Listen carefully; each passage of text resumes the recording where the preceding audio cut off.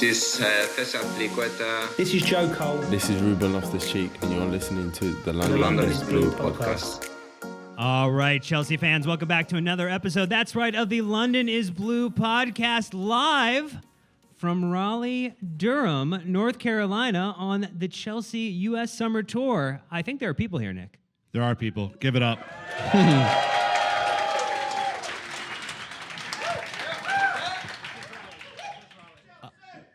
We have to give it up to our local hosts, Tiff, Shell, and the rest of the RDU Blues, who pulled off an absolute fucking miracle to get the venue changed in one day. They are wonderful, wonderful people. So thank you guys so much for hosting us.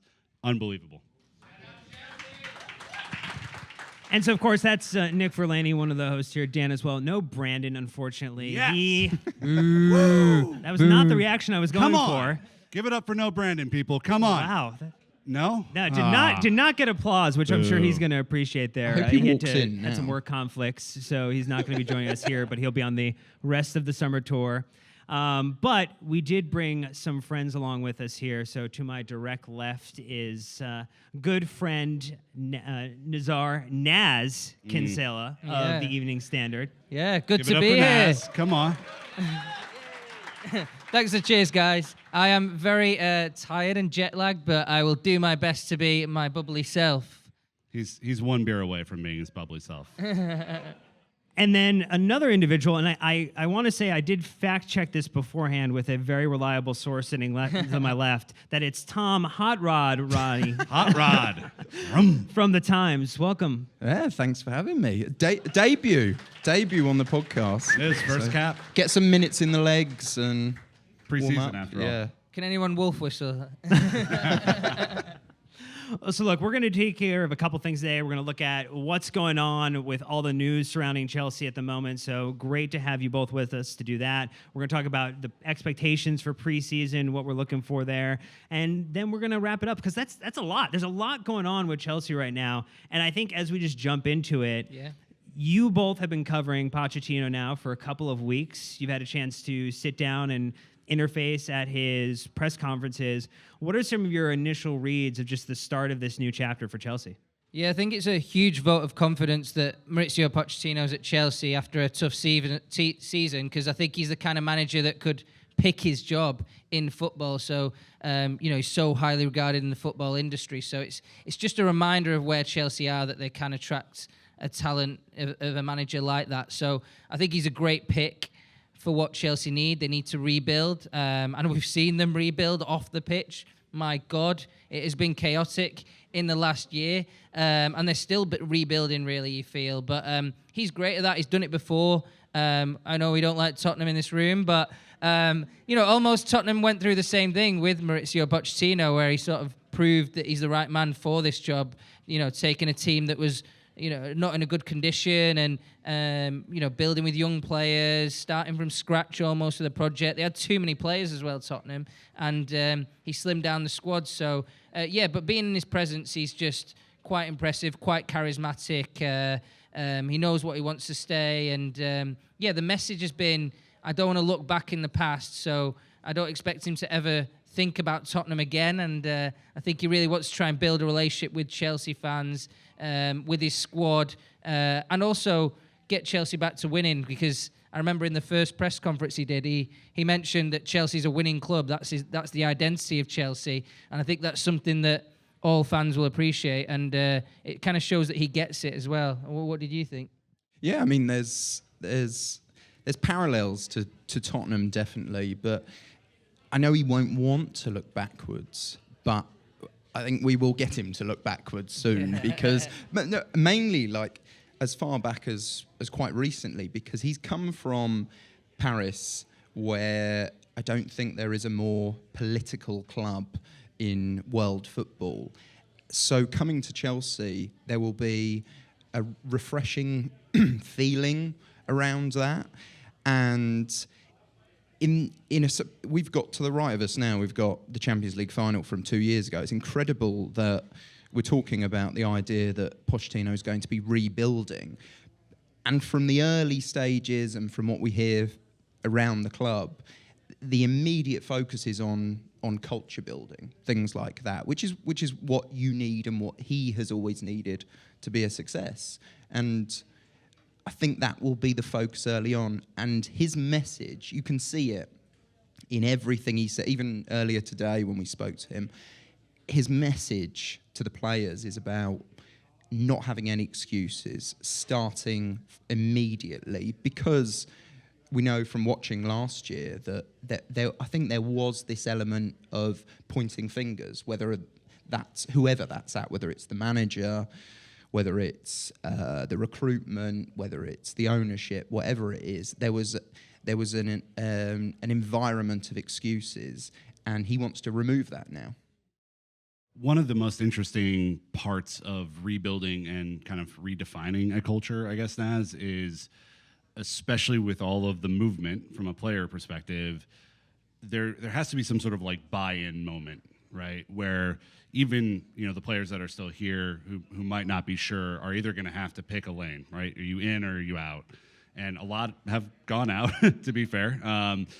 Where do you think that moment will be for him? Is that preseason? Is it midway through the season? Is it after year one? How do you see that going?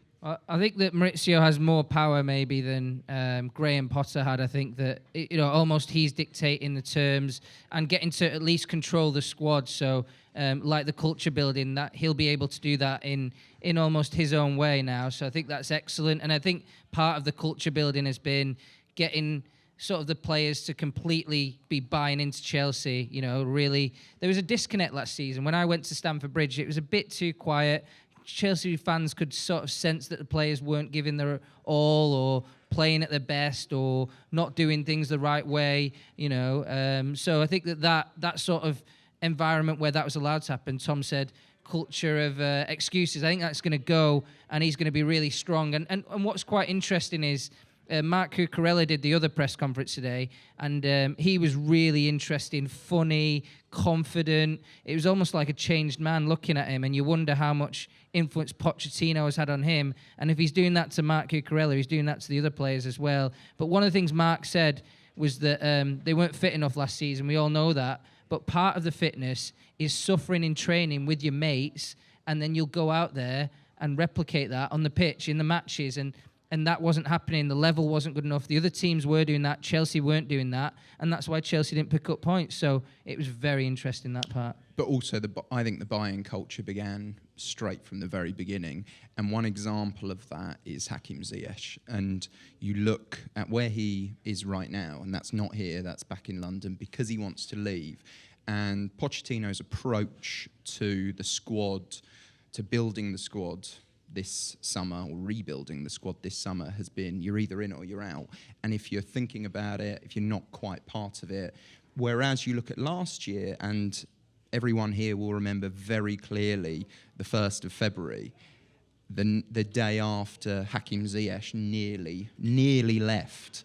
And the next game he starts for Graham Potter. And that was Graham Potter's approach to management. I'm not saying it was right or wrong in the grand scheme of things. It wasn't a whole lot right. No. And in this particular case, I think it was wrong, because he started Ziyech in the next game.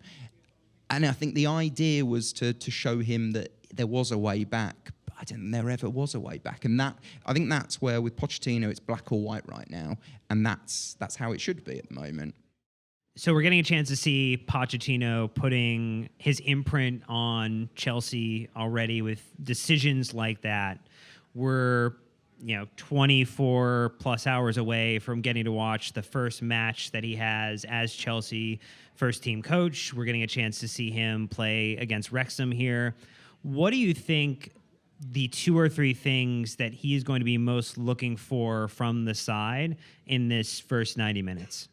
I think you want to find the level, find who you can sort of rely on. So I think a lot of players will get a chance. I think the people here will maybe see 2 11s possibly. We see it a lot in pre-season. The first game, it's like 45 minutes one team, and then 45 minutes it's almost an entirely different team. But that gives everyone a chance to sort of lay their claim for future appearances in pre-season. And then obviously everyone's fighting for that spot against Liverpool on the first day of next season. What a tough game that will be. So I think that's part of it. Building his system, so it's the first chance to sort of see the shape that he'll play at Chelsea. We're kind of expecting him to play 4-2-3-1, so quite an attacking formation. It goes away from a bit of what Thomas Tuchel had, the 3-4-3, which somehow has become Chelsea's identity. But I think that Chelsea as a club actually do want to move to a back four. I think Graham Potter was supposed to transition towards it, but amid the chaos, he couldn't quite do it. So I think that Maurizio Pochettino is going to start that job. So those are two of the sort of things that I think we'll see. He'll want to know if he's got a striker who can work for him. Yeah. Nicholas Jackson, whether he's going to actually work out. He'll also want to know, because you look at that squad list, and in the most astonishing part of it is the midfield. Enzo Fernandez, Conor Gallagher, there's some experience there.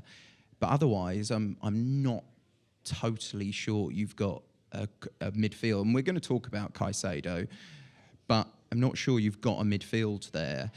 Equally, Casadei, he did really well at Reading last season. He's had a really good summer, and I think he could potentially be a positive of this pre-season and this summer. I think he'll get minutes, and I think he'll do well. And the club have been really excited about Andre Santos, but since he came in, he came and met the squad in Dortmund, and he was meant to be a part of it from them, but the work permit issues prevented that.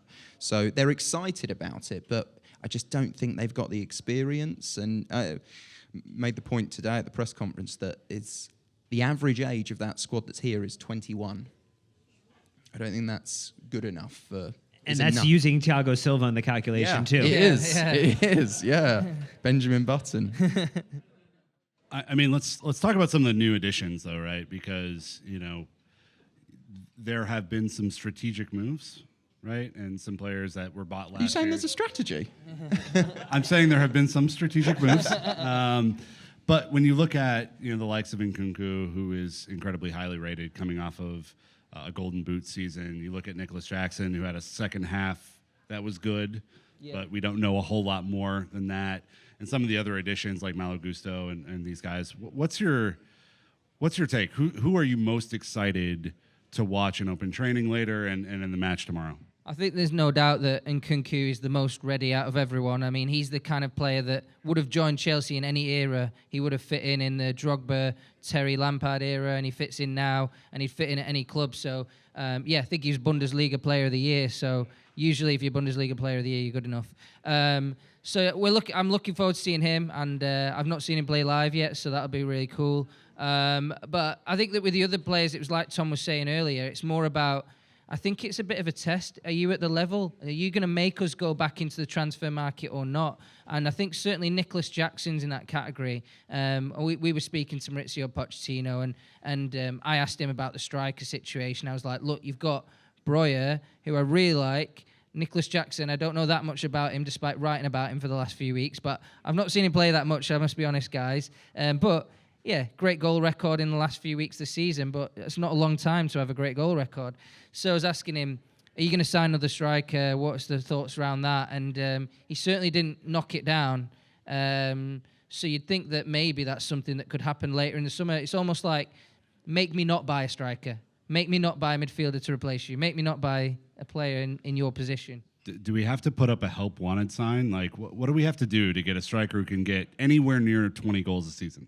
Well, I think the only way is up, right, as well. So we've got to realise that. And I think that what we learned last season as well is that this is a team sport. And Chelsea had a great squad last year. They should have finished probably in the top four with that squad. But they weren't coming together as a unit. So the only way is up. And some of these players, even if they don't perform brilliantly, I think Chelsea will finish in a higher league position. But Chelsea need to be pushing for top four or people won't be that happy. Your question, Nick, was about looking forward to it. And you obviously think of players like Nkunku and Jackson, and that's absolutely right. But I'm really looking forward to seeing guys like Mudryk, because they've finally had the chance to settle in after such a turbulent season, he has bags and bags of potential. You hear every day about how hard someone like him works, and I just think he fits in with what Pochettino wants to do. That they, as we know, they're so packed with wingers at that club, so there's so much competition there. But I have a feeling we're going to see maybe not the best of him, but a hell of a lot better version. We saw glimpses of it last year at Liverpool on his debut, I think against Liverpool at home as well. So, yeah. Do you think the Euros will help him? Like, do you think that he will, because he played in a comfortable environment and maybe wasn't so at Chelsea in the second half of the season like anyone fucking was, to be honest, but do you think that will help him get closer to where he could be potential-wise? Yeah, absolutely. Although having said that, maybe being in that under 21s environment would have been best. But he went and did international duty with the Ukraine team earlier in the season, and I don't think that worked out. If anything, I mean, I was there at Wembley for that game. I think it put him back a step. I think he's also adapting to England, English life, football, the way it is in the Premier League, being in a possession team like Chelsea that it has been for the last few years. And then let's not forget he's Ukrainian as well. So like leaving your home country and then coming to the UK, it is a strange thing, especially while there's a war going on. So I think that there's all these things going on with him, and I tend to be quite generous with Mudryk and think like, you know, he's got a tough thing going on around him, but eventually he will need to show what he's worth, and that's why he's here. He wants to do that, and it's the best thing for him as well. So, yeah, Tom's right. Some of the players will look like new signings who've been there before. Noni Madueke won the under-21s Euros with England, and I was watching that. It was excellent. And then there's the stranger ones where you're like, what's going on there? Like Angelo, he's just been signed from Brazil. He's in the squad. We might see him play tomorrow. And like I look at that player as well and think, can he be anywhere near it, or is he going to Strasbourg, the old sister club? So yeah, there's a few stories like that. That's Blue Co's Strasbourg to you, okay, sir? Sorry, I got to get the trademark right.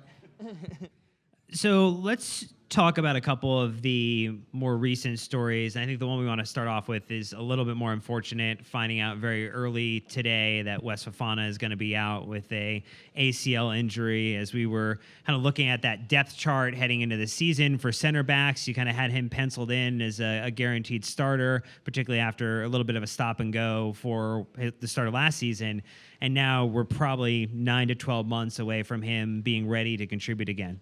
Yeah, it's really sad, isn't it? A player who's had a lot of injuries. I was looking at his injury record, and last season he missed 20 matches. He played 22, missed 20. It's not what he wants. It's not what anyone wants, and it's a real shame that actually he's a player. My partner supports Leicester City, so I watched him play a lot, and I know what level he can get to. And it's a real shame that it's been stunted here, and it's almost no one's fault that a player like that just can't get out on the pitch, and you're just hoping that he gets the look, really, because he's certainly not had it. So I think it's really unfortunate. He's obviously a great player, but Chelsea need to find a way of getting him on the pitch. And hey, we don't know how his ACL went. I think that it went in training. I don't think they thought it was a really bad injury at first, but yeah, it turned out it was the old dreaded ACL. So that's probably 6 to 9 months out.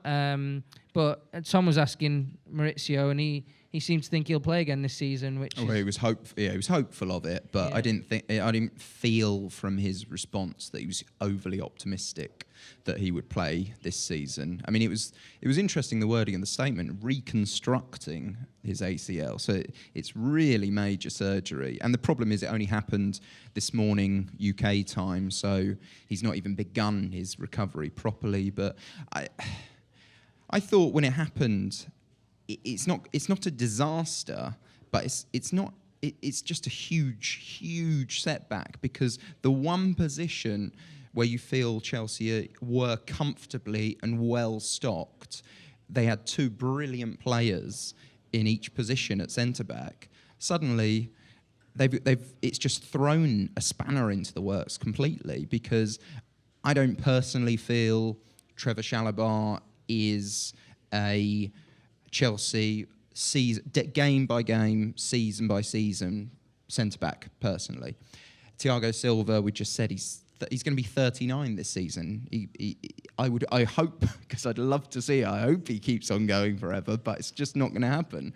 So they have problems on that right side of defence, and I wonder whether there's potential of Reece James maybe playing there, depending on whether Malo Gusto has a successful start. Yeah, let's talk about Trev, because I am the opposite of you. Yeah. I think that he is a bona fide starter level player when he's in a position that he can play. I mean, he's been moved around more than almost any Chelsea player over the last couple of years, and I think despite some errors, and there are some clear errors that you can reference, he has really stood on his own to defend one-on-one, and there's plenty of positioning footage that you can find out there where he's against the likes of Luis Diaz from Liverpool, who is electric and held his own. And so I think there's a real player there. And there's been rumors, Naz, that you might sell him right this summer because you have 5 center backs. If you're going to play back 4, there's an odd man out there. Obviously, now that calculus has changed. Yeah. What are your thoughts on if Trevo makes a significant impact this year? Yeah, I think it's definitely possible. I think I'm a bit more of a positive Trev guy as well, compared to Tom. But yeah, Tom.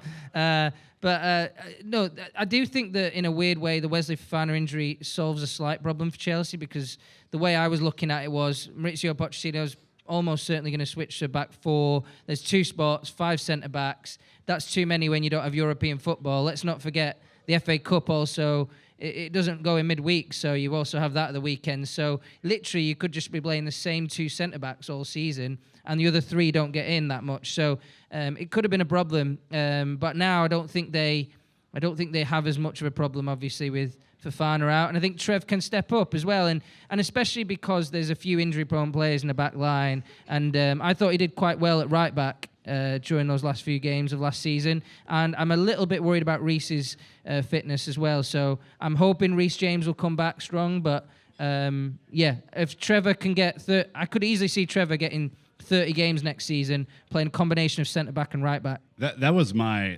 thing, Tom, that I put on Twitter yesterday, is his positional flexibility, whether it's centre back, right back, or even we've seen him step up into the midfield when needed in kind of an emergency role. Score a very good goal. Yeah, yeah, and that sort of thing. Like, I think there's enough games for him to play and be happy there. Yeah, well, certainly now. But the interesting thing will be at the end of those 30 games, where he is at that point, because I would use Andreas Christensen as quite a good example. He was in and out the team for a little while, bit of a squad player at times, and then finally he got his spell in the team. He got 5 games under his belt as the chosen centre-back, one of the chosen centre-backs, and he turned into a brilliant defender. People were, I get it, people were understandably disappointed that Tony left in that summer, but I think Andreas technically was probably better than Tony, and maybe we just didn't. Yeah, hot take. No, I think Andreas Christensen was outstanding. But one thing I want to say as well about Trevor Chalobah is that we were talking about culture earlier, and like the easiest players to build a culture with are the academy players who have been brought up a brilliant way.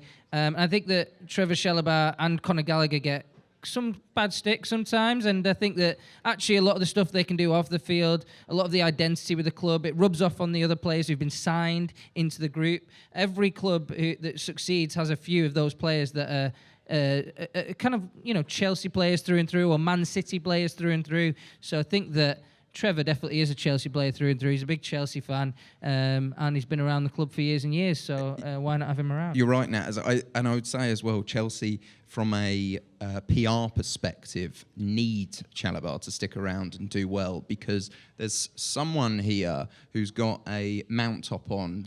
A former Mason Mount top, because they struck out the name. That's how the academy players have left, and they haven't got many left, and that is the culture of the club. That's what it's been over the last couple of years, and I'm sure everyone in here absolutely loved seeing that. So they need that to continue. They need Levi, Trev, Conor Gallagher to do well. And that feels like the one silver lining in a really terrible situation is the potential for Colwell to benefit from game time, being integrated into the side, coming back off of his loan success at Brighton, and Brighton wanting him very heavily, trying to tie him to everything related to the Caicedo deal to make something happen. The real successful campaign he had as a part of the Euros, like all of that ultimately, this feels like the biggest beneficiary potentially of the injury might actually be Levi Colwell. Yeah, I think so. I think Levi Colwell will be starting against Liverpool on the opening day of the Premier League season, and he is a class player. I've seen a lot of him down the years, and when you talk to people who work in football, they all say he is the best English centre-back around in his age group.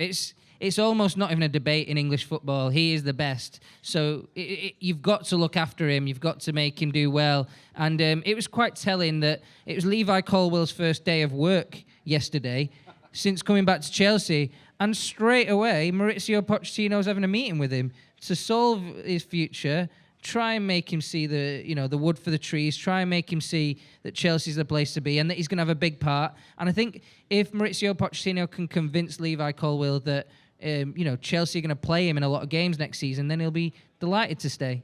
It was an interesting quote, though, right? Because it wasn't like, oh, he's the chosen one, and we're going to play him immediately. It was like, yeah, he'll earn it if he wants it, right? And I find that to be, I think from a motivational approach, I think that's the right sort of tack to take, right? Yeah, and it's also the culture. So you've got to set the culture. No one's an automatic starter.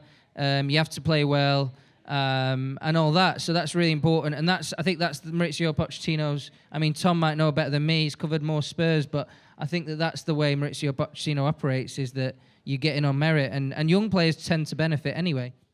Yeah, and this is a totally different conversation, but Dele Alli's interview that he did the other day gives you a real insight into Pochettino, because what he said in that interview was that he bought into him as a person before him as being a player, and you could tell he felt like he was like a father figure, and that takes time to create that kind of culture, so much time. So and they don't have that time. That's been the message over and over again, is that they need to hit the ground running, and the competition doesn't wait for anyone. And he said he wants to build that relationship with Levi Colwell and the other players to make sure they understand where he's coming from, which that will take time. The one quote as well that stuck out to me was when he said, "We had a conversation and that will stay between us." Managers usually only say that when they don't want you to know what was said. So that, I'm reading between the lines here, but that wasn't overly optimistic to me.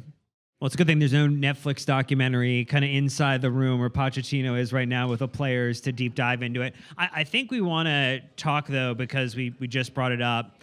There's been a lot of questions around what the situation is with Moises Caicedo. He's clearly been Chelsea's number one midfield target. They haven't really wavered from that name since maybe the consideration back in January. So from that perspective, where do we think the club is at with that now? We get, and maybe if one of you wants to take on the fact that there's multiple levels to this reporting. There's club briefings, there's players camp briefings, there's other club, the buying and selling club are both reporting on it, which is why I think maybe this feels more drawn out than it actually is in reality in terms of the number of conversations that have maybe transpired. Yeah, but I think just the money involved makes it complicated. Things take time when there's more money involved, and this one's going to be the big one of the summer. So it is a bit drawn out, I must say. Are you confirming Mbappe is not coming to Chelsea? I thought you were going to ask him if it was the more money. Unbelievable flex. I'll never rule it out though.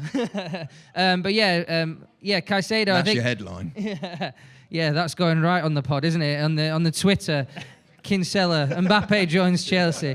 I think with Caicedo, I think it's just that Brighton are in a strong position as well, but they also accept that they're sort of a selling club. But Chelsea have convinced the player successfully, but just getting Brighton to let him go while they've got Europa League, they're doing well financially, all this sort of stuff. It's going to take a bit of money this time, but he's certainly the best player in the market. And it was actually interesting the way Maurizio Pochettino speaks today about transfers is similar to how things go privately, that Chelsea don't want to be going down their shortlist because they want to get the best possible player for certain positions. And this is a position where they have huge need. Me and Tom were talking about in the taxi on the way here, and we were just saying they do really need one big midfielder, really, to sort of complement Enzo Fernandez. And they've just decided, and rightly so, and we were trying to brainstorm, is there even any other great options in the market compared to Caicedo? And we were struggling. So I think that they're just sticking to their guns on the big one, land the big one. The big fish sometimes takes a lot of pulling out of the ocean, but they're giving it a good go. What a great line that is. I think the Marc Cucurella deal influences this and what the stage we're at the moment, because Chelsea were embarrassed by the amount of money that they ended up spending there. So now they don't want to be seen as once again spending whatever Brighton want. So that is one issue here. On the Chelsea side, there is these suggestions that they will look at other options, and this, I don't believe it. I think they are intent on getting Caicedo. I don't think for any price, and also I don't think it can be on the Brighton side. They want to compare it to Declan Rice. He's just gone to Arsenal for a massive sum of money, and they think he's the same. I don't think you can really do that right now, because Declan Rice just won a European title. He played in the Euros final. Brilliant. I don't think Caicedo has played in those games yet, but everything we've seen so far suggests, and especially complimenting Enzo, I think he'd do really well there.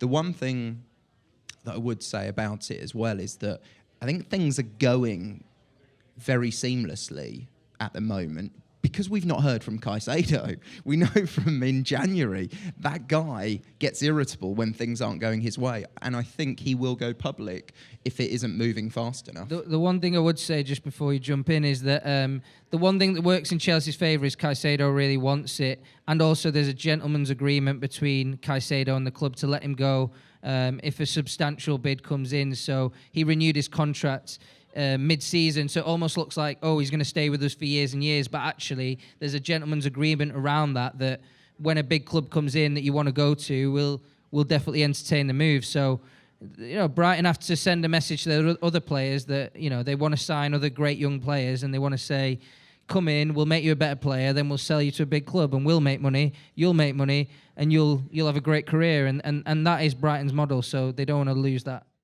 For the sake of my mental health, let's pretend that he does sign and that we have a starting midfield duo that is able to compete in the Premier League. It's still pretty light in midfield, right? We've lost kind of the dynamic trio that we had a couple of years ago that featured in the Champions League final. Gallagher's still there, but not convinced that he's a 6 in a 4-2-3-1 or a 3-4-3. Maybe Santos is able to pick up a level, but that's a huge jump, right? I mean, it's a massive gamble. Lewis Hall may be an option in midfield, although he's been more on the left.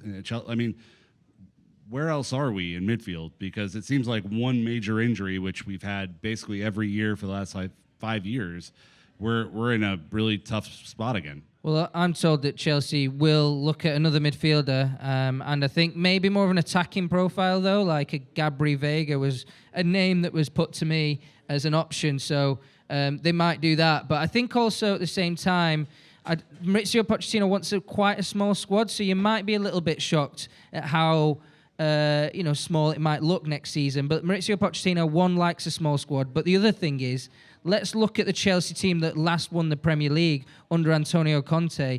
I was looking at that squad, and in many positions, they didn't even have cover, or, looking at the midfield, it was Fabregas, Kante, Nemanja Matic, so that's 3 top central midfielders that are capable of winning the Premier League. Then the next 2 were Loftus-Cheek, who was very young, and Chalobah, who's very young, and, has not gone on, Trevor Chalobah's brother Nathaniel, who's not gone on to amazing things in his career. So it just shows you that there wasn't this unbelievable depth. And when you're playing one game a week, it's actually more about building this solid core.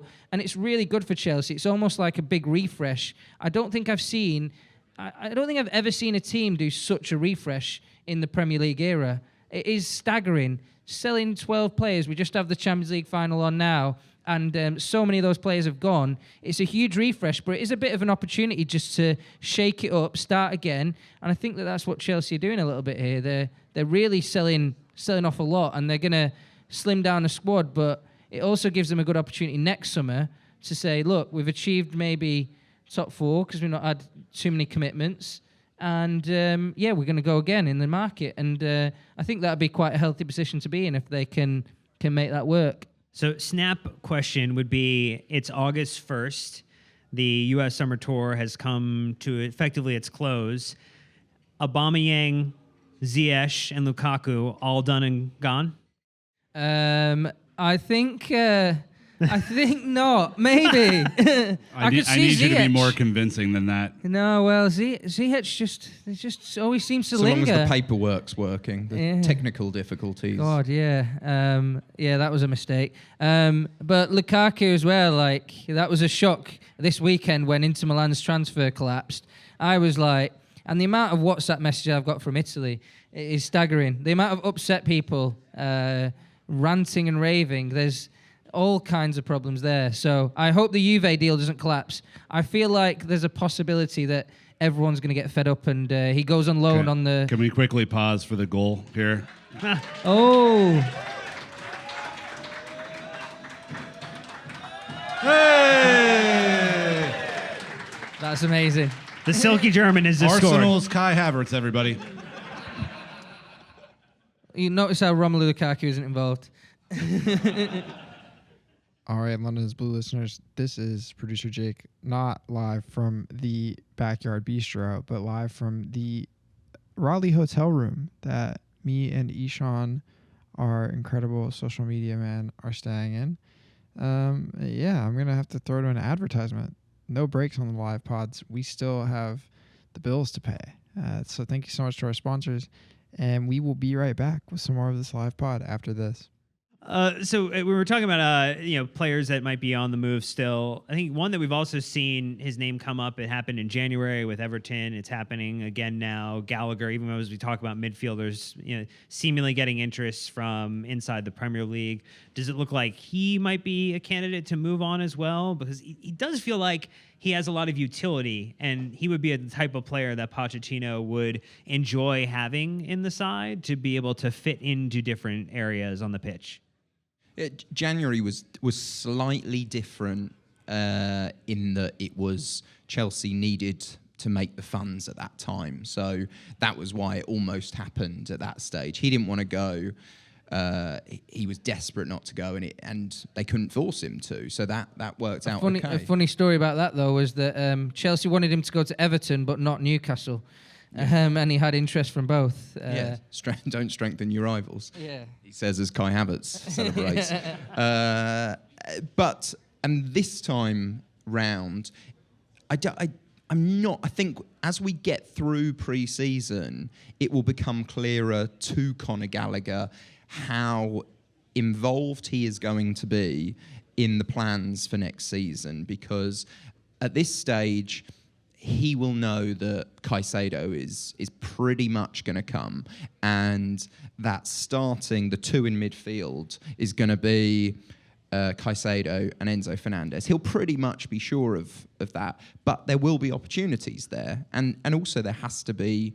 I mean, Spurs and West Ham are the other clubs that are looking at him. There's definitely chances to play, and I'm sure you'd love to see him doing well at those clubs. I would not, and I think as most listeners of the pod will know, I'm on the search for my new favorite player this year, since all my other favorite players have left. Who do you think it'll be? Pick someone who we want to leave. That's clearly the message here. Honestly, Lukaku is my favorite player.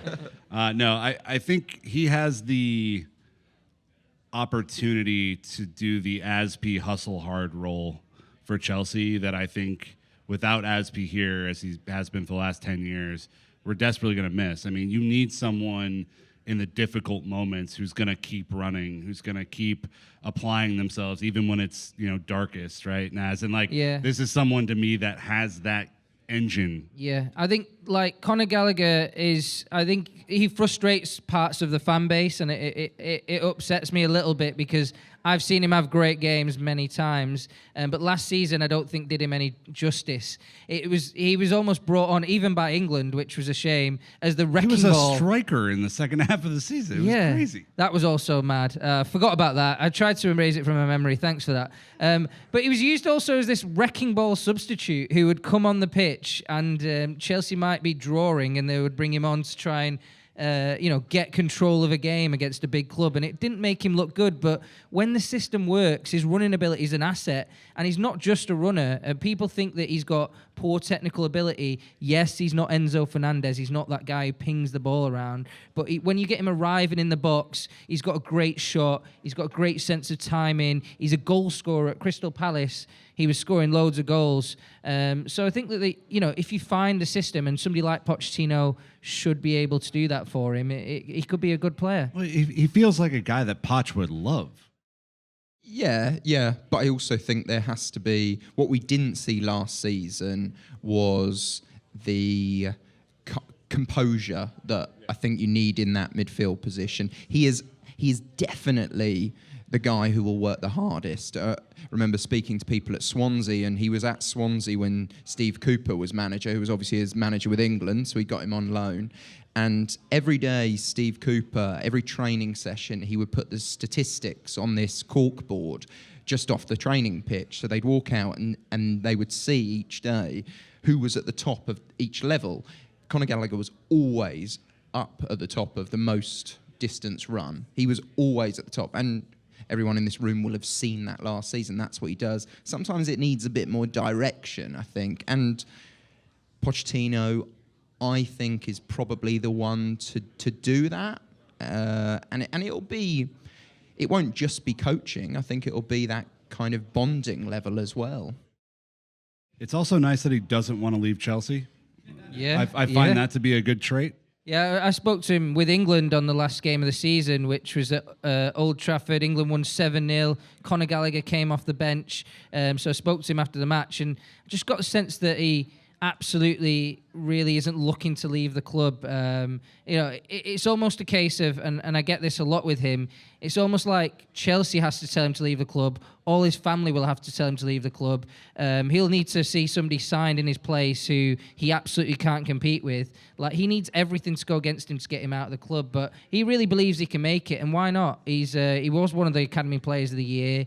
He has been an exceptional player at other clubs on loan, and he has at times looked good for Chelsea. But I think the one thing as well that doesn't do him justice is he's not a number 6 in my mind. He needs to shuttle up and down that pitch. This Levi Colwill-Brighton situation had me thinking about Conor Gallagher, because it was literally this time last year, arriving on tour with Thomas Tuchel, and he was waxing lyrical about Conor Gallagher. He was so excited to work with him. There was this idea of him being Kante 2.0.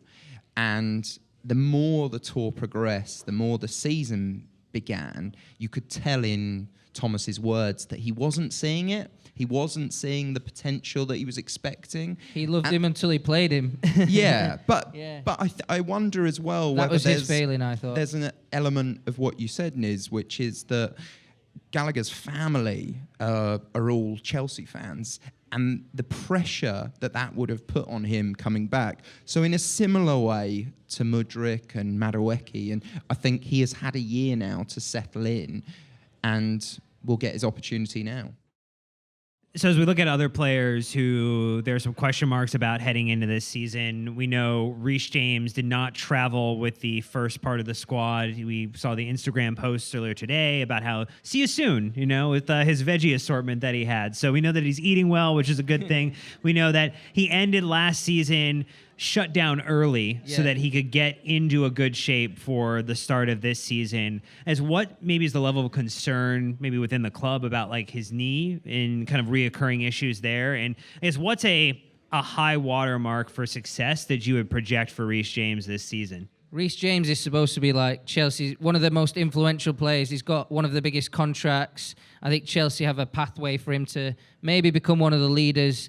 Chelsea have lost a lot of leaders. Obviously, Azpilicueta being the biggest. What a legend he was. So they need, like we keep saying, culture, culture, culture, and Reece James might be one of the ones to drive it, although he is quite an introvert when you meet him. He's not that big character that Aspilicueta is, who shakes your hand, looks in the eye, and stuff like that. So I think he needs to develop it, and it doesn't quite come naturally to him. But being a great player and being the leader on the pitch, he certainly can do.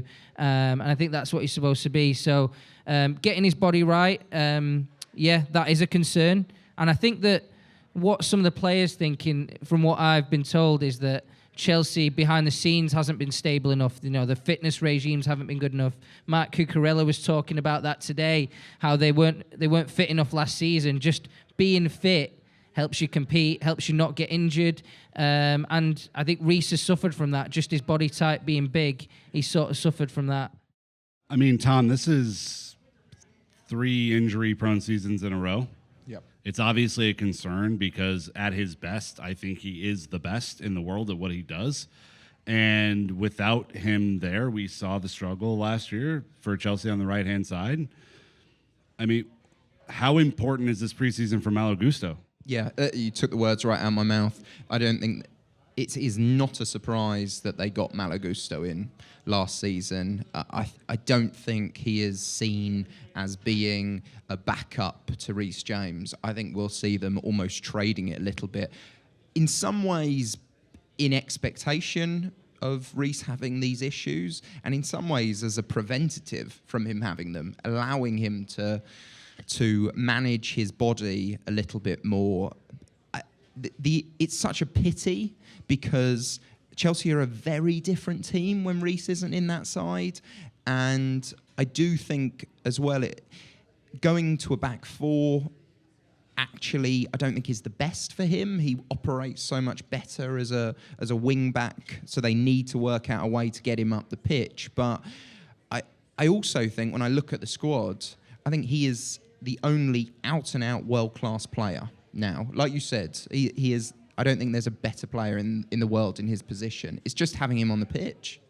Yeah, and I think with Reece as well, he might have to adapt his game a bit less running, a bit less intensity. And last season there was almost that sense that he had to be the hero, he had to do something.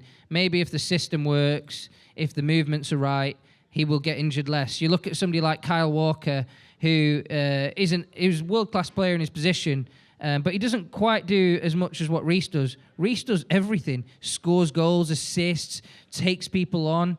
Kyle Walker just focuses on being a brilliant defender. Reece is a brilliant defender as well. Maybe if he focuses on being a brilliant defender and putting in a few crosses every game, then he can still be a top player without getting injured as much. There's a subject which is going to go on throughout this pre-season and probably remain unanswered until just before the Liverpool game, I suspect, and that is who will be the captain going forward. We know that Reece wants to be that at some stage, and there is a feeling that he could be at some stage, but he is more, Niz touched on it earlier, the fact that he is an introvert. When you meet him, he's very quiet. But on the pitch, if you didn't have any idea... He's a monster. Absolutely. On the pitch, he's a totally different person, and that's the competitor inside him. He is one of those captains who leads by example, and I think we will see that. Whether he is the selected one, I'm not sure, but we will see that. 2 things. One, the best ability is availability, and so I think if you're going to be captain, you have to be there and be healthy. Second, quick poll for both of you. Who is Chelsea's captain against Liverpool when they walk out? Thiago Silva. I'm afraid I'm joining Niz on that. I think it'll be the same. That's my pick right now. Yeah. So you brought up an interesting thought about just like the world-class players at Chelsea. Thinking about if we end the season and Chelsea have accomplished their objectives, maybe they've gotten back in the top 4, Pochettino's having a great season, maybe there's some at least advancement into the later rounds of some of the domestic cups. This blank is the name of the player who had the breakout season that helped Chelsea get there. Oh, what a question that is. The player who's going to influence the season. I think Tom might have touched upon it earlier that it might be people who are in the building. You know who impresses me is Noni Madueke. I think he's his character. I think he could be your guy, actually, Nick. I think, personality-wise, it's amazing. He's electric. He's electric. He's so confident. And I saw somebody criticized him on Instagram the other day, and he just sort of brushed it off and was like, "Yeah, I do need to improve that." And actually, that's the kind of mentality of being a top player. And you look at it, and people shrink at these big clubs. Like, it happens time and again. And Noni probably isn't the most fancied, maybe not the most talented winger in the world, but actually sometimes it's the mental attributes that get you there. And he's looking really impressive. I still think Armando Broja has a lot to give as well. I actually think he's got a better chance than Nicholas Jackson. If his body's right, and I hope he can play against Liverpool, I think he could be really top. I remember when I was, Tom was telling a story about Conor Gallagher at Swansea earlier, and I remember when Broja was at Vitesse, and the Chelsea guys will love this, that he was the top teenage scorer in Europe's top 10 leagues at Vitesse. So there was kind of a projection that if you didn't have Haaland, if you didn't have a few of the other great young strikers like Mbappe, you might as well have Broja, because Broja, his stats were very good. So I think he's capable, and his physicality is amazing as well. So I think he is capable as long as Chelsea can get him out on the pitch pretty soon. So you just named 20 players. Sorry. Tom? It's a good way of being right, though, isn't it?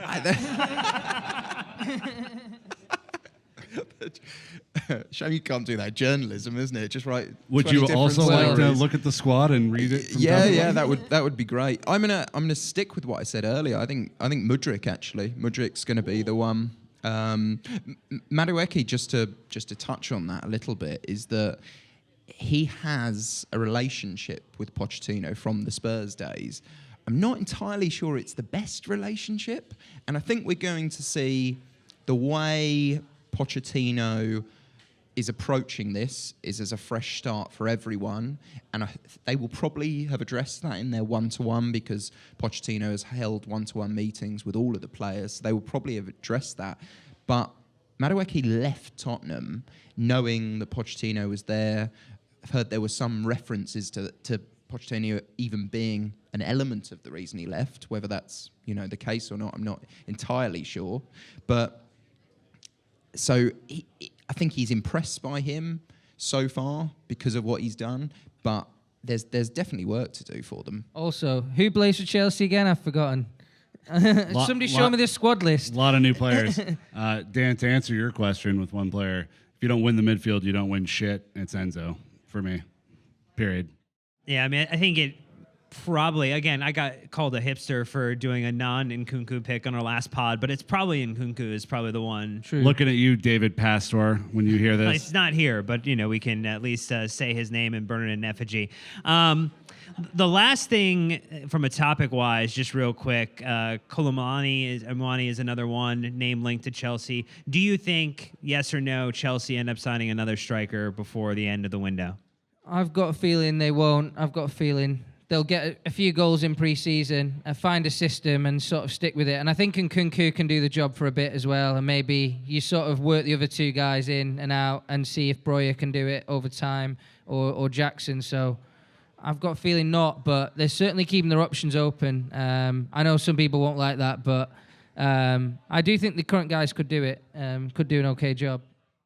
I liked what you said earlier. I was thinking the same about Broja, that Broja could really work. When you talk to him, he's still such a young guy, but he's really engaging. He really is determined to be a success. And you can see watching him, there's so much potential. So I think Pochettino will like that. And I think he will see him as almost, not a project. I hate it when managers think of players, particularly as projects. It seems a bit self-indulgent, but I think he will see him as someone he can mould into being a great striker, which we've all seen the potential he's got. But they need experience, and I don't think anyone expects right now Nicholas Jackson to be, from where he was at Villarreal, I don't think anyone expects Nicholas Jackson to be the multi-goal striker who's going to take you into the top four. And I would say as well, if Chelsea sign a striker, I think it'll be more of a big man profile. As much as, Kolo Muane would be a good pick, I think that they're not lacking those type of forwards. They're lacking the big man who gets the goals, the poacher, and I think that's the type they should look for. Just one other to mention is just not forgetting the Vlahovic one at Juventus. It's not definitely... We could forget it, though. Well, and you might want to. We're just not going to take the facts from PSG. All I'm saying is it's there. It's He's on an the easy table. option. He's on the table. He's available. But they're usually the wrong options, aren't they? When they're That's the only problem. easy option. Nick, we're rounding out this episode, but I know you are a fan of sneaky surprises, and I think you have a sneaky surprise for some of the listeners who are here. I am sneaky. There's no doubt about it. Look, And he loves surprises. It's both. first of all, can we give it up for Naz and Tom, who graced us with their presence. You boys can exit stage left. Cheers, guys. Thank you. Okay, I'm back one more time to say that while this is probably the end of the exciting part for some people, we do have a little more of the live pod to get to. It's some giveaways that we were very lucky to do thanks to Chelsea. And then, a wrap-up in the Backyard Bistro for the boys. So be right back. Thank you so much to our sponsors. And, We're going to welcome to the stage someone that you guys know very well. Come on up, Tiff. Everyone get in. Woo!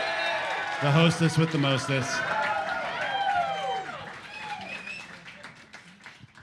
Recently featured on the London is Blue podcast. So, look, the FC Series has done a very cool thing where they have gifted us 4 tickets to the match tomorrow. But the cool thing that they've done is that these tickets come with a meet and greet with Chelsea after the match, which is pretty fucking cool if you ask me. And so, you know, I knew this information minutes ago, and I've coordinated this very important game with Tiff, and she's going to be the one to conduct it so that there is no bias on Dan and I's part at all. This is going to be a hometown play. I think this is just so that you don't get blamed. It's also very true. Yeah. I'm It's great at Nick that. is really good at risk avoidance, Yeah, I and believe he's that. executed very well I here. can tell. So we're going to play a very quick game, and I mean very quick because it's very, very quick. But Tiff, will you kind of outline the rules of the game, and then we can pick a couple of folks to get a pair of tickets? Sure. The game is very simple. We're going to find out where you came from to get here.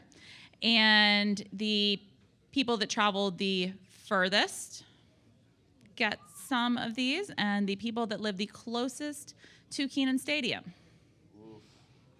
get some of these. So maybe it's like, you know, like that raised hand for like Pretty over a much. certain amount of distance or something. If you traveled the furthest, can we get a show of hands here?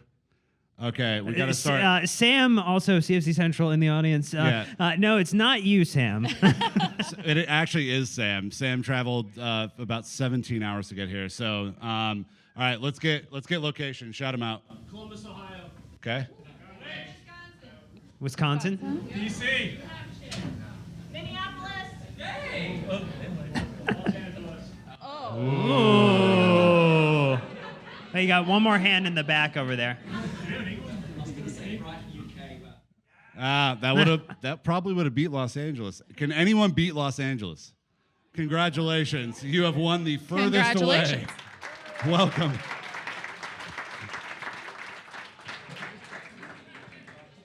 And now we're going to do the closest. So to be the closest, you would probably need to live in Chapel Hill or in Carborough. Is anybody? UNC student, do we count that? That's not a Tiffany call. Well, yeah, it's where you live. Yeah, Yeah. I mean, Okay. the rules of the situation were closest, and so it might give an advantage to a student, but students need an advantage sometimes. I'm not going to make this choice. I am going to All right, make we're you do going to this give one. it to the student. We're gonna give it to the student. Everyone, he's gonna have to pay off some fucking loans. He could use a break. School is out for summer, but Chelsea are in the U.S. for the next couple of weeks, and we are very excited. We want to thank Tiff again for joining us here to help pull this Amazing off. job. Again, the story for the listener who doesn't know, who doesn't follow on social, who maybe came out here, less than 24 hours ago, a car crashed through the bathroom location at the pub that is the home pub of the RDU Blues, and Tiff and team were able to coordinate a new location, set it up for everybody here, get it ready for today in short order. And I mean, it's just a testament to how much of a great community Chelsea has in terms of the people in the U.S. here who are building these collections of relationships between one another. So massive, massive recognition to you. and the team. Shouts to Thank you. Backyard Bistro, too, for hosting us. Well done, guys. Thank you. I also I want to make sure that you guys know we do actually have some of our wonderful My Way bartenders and servers here with us today. They decided to come out, and so they all accept hugs, and I'm just going to speak for them. They probably accept free drinks too. I think there's a couple beers heading your way. Yeah. All right, well, that is going to do it for this episode, Chelsea fans. It's the end of our live podcast here from Raleigh. But until next time, you know what to do. Keep the blue flag flying high.